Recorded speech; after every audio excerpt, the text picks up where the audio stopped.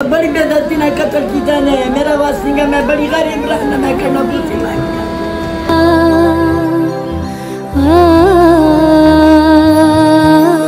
मैं सिर्फ इधर खास करनी है कि मेरा हो चले थकड़ा मेरा कुछ नहीं करता थकड़े वाले कुछ भी नहीं करते जरा जरा मैं बंदा चुका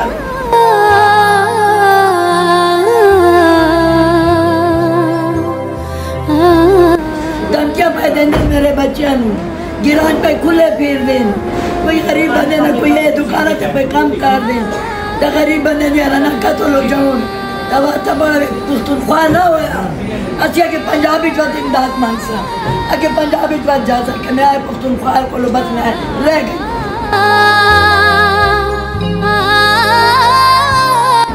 रिश्वत पे लेने रिश्वत पे चल रही दुनिया वही मेरे तो बड़े शहजादे कत्ल बेगुनाह हो गए शहीद हो गए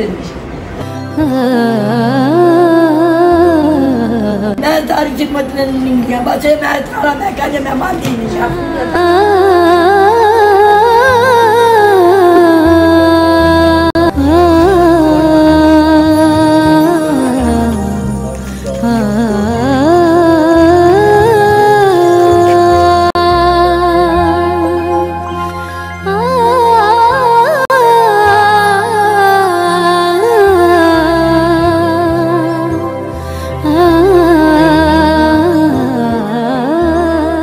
अस्सलाम वालेकुम दोस्तों, बात करेंगे कुछ दिन कबल एक अफसोसनाक वाक़े की। थाना शाहपुर की हदूद में रात गए जो है तो नामालूम अफराद ने फायरिंग करके 5 अफराद की जान ले ली थी।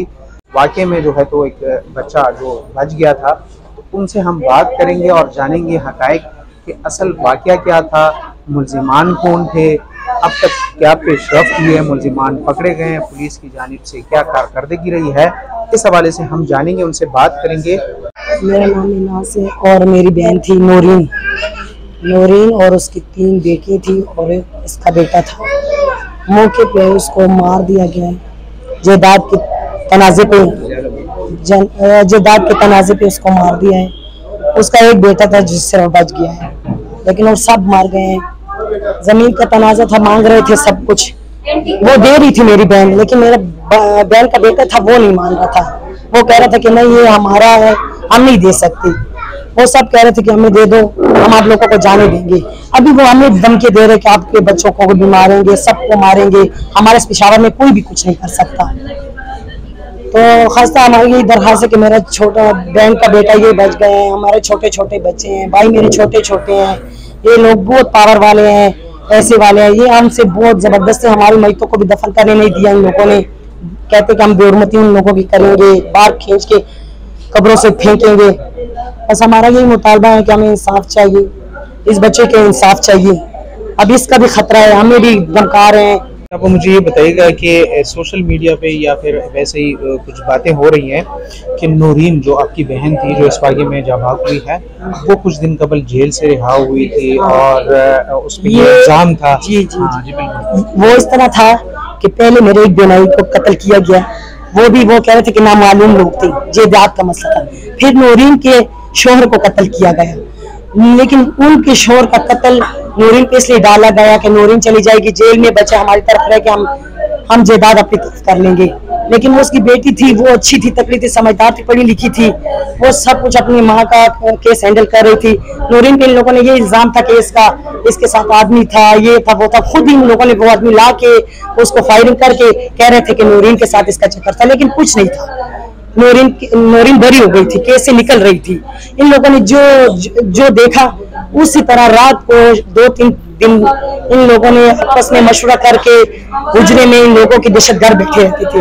वो दहशतगर्द से केस करवाए हैं, इन लोगों को मरवाया है। अच्छा, जायदाद के बारे में थोड़ा सा बताइएगा, कितना जायदाद है?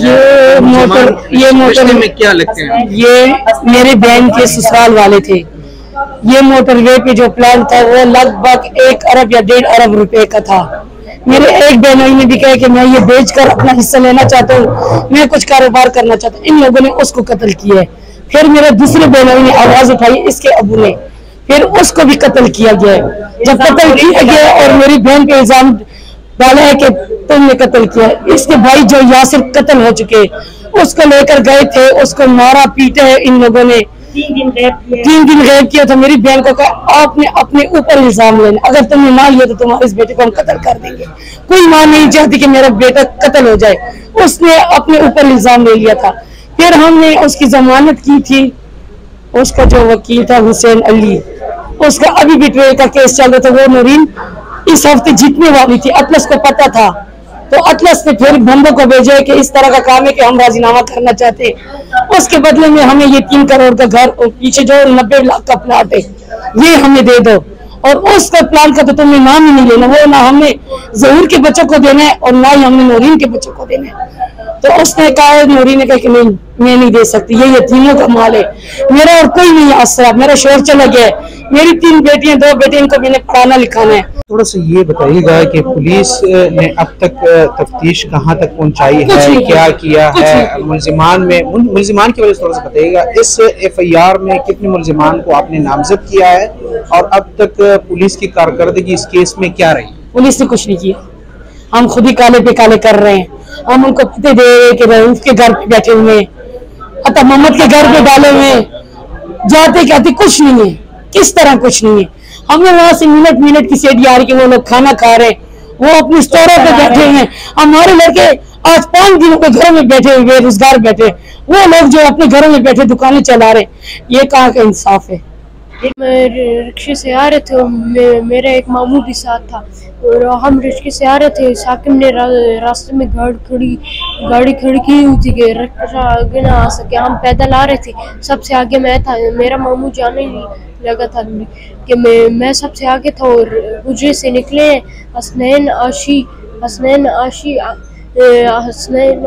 और बिलाल और शेर अफजल और गुलहान, ये निकले और इन लोगों ने फायरिंग किया। मैं उस घर के पास था, मैं इसलिए पो के उसके अंदर घर के अंदर गिर गया था, इसलिए मैं बच गया। ये इसकी कमर आप लोग देख सकते हैं। अच्छा, ये देखिए, ये उस वाक़े का बच्चा है जो 5 अफराद उस फैमिली से जो है तो ये ताल्लुक है इनका, और ये उसी वाक़े में ये बच्चा जो है तो वो अमार इसका नाम है। बहुत ही कमसन बच्चा है, छोटी उम्र है इसकी, और ये अभी भी उस वाक़े में जख्मी हुआ है। ये थे वो फैमिली जो कि पुलिस के खिलाफ और उस वाक़े के खिलाफ आज पेशावर प्रेस क्लब यहाँ पे पहुँच गए हैं, और वो हुकूमत वक्त से और पुलिस के आला हुकाम से मुतालबा कर रहे हैं कि इनकी जो केस है उसमें पुलिस अपनी कारकर्दगी दिखाए और मुलजिमान तक रसाई हासिल करे और उनको गिरफ्तार करें। और ये बार बार जो है तो ये चीख रहे हैं। इससे कबल भी इन्होंने जो है तो यहाँ पर आकर एहतजाजी मुजाहरा भी किया, पुलिस के हुकाम जो है तो आए, इनको मुतमईन किया, लेकिन उसके बाद भी आज ये दोबारा पेशावर प्रेस क्लब आए हैं और हुकूमत वक्त से मुतालबा कर रहे हैं कि वो इस केस का नोटिस लें, जो मुलजिमान हैं उनको गिरफ्तार करके कैफरे किरदार तक पहुँचाए।